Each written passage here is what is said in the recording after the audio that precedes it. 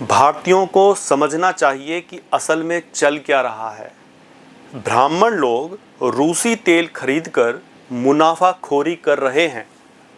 दोबारा सुनिए, ब्राह्मण लोग रूसी तेल खरीदकर मुनाफाखोरी कर रहे हैं और इसकी कीमत आम भारतीय जनता चुका रही है।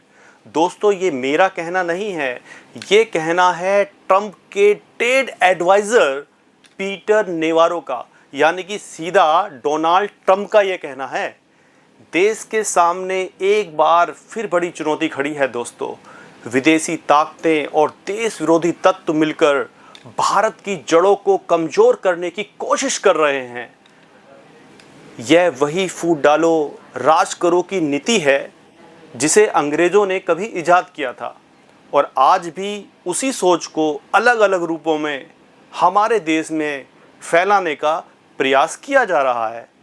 भारत में जातिवाद का एजेंडा बाहर से तैयार होता है, बाहरी देशों से, और जो भीतर जो हमारे देश की जो कुछ शक्तियां हैं ना, उसे अंजाम देती हैं दोस्तों। जब भी भारत और सनातन समाज को तोड़ने की साजिश होती है, सबसे पहले ब्राह्मण समाज, मंदिरों और हमारी सांस्कृतिक धरोहरों पर हमला होता है। इतिहास इसका गवाह है।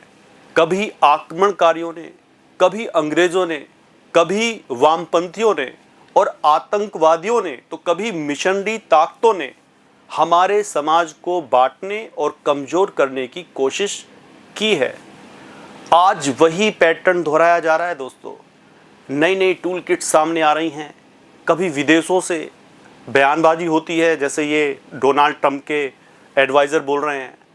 कभी भारत के भीतर समाज को जातियों में बांटने की कोशिश की जा रही है।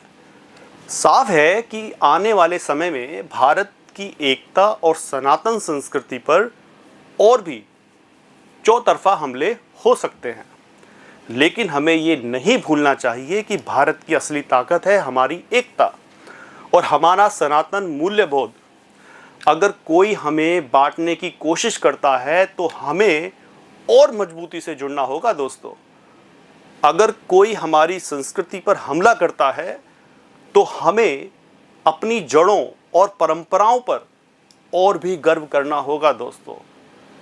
अब समय है जागरूक रहने का, समय है संकल्प लेने का कि हम किसी भी बहकावे, किसी भी झांसे में नहीं आएंगे। भारत की अखंडता, भारत की एकता और भारत के गौरव की रक्षा ही हमारा सबसे बड़ा धर्म है दोस्तों। जय हिंद, जय भारत, वंदे मातरम।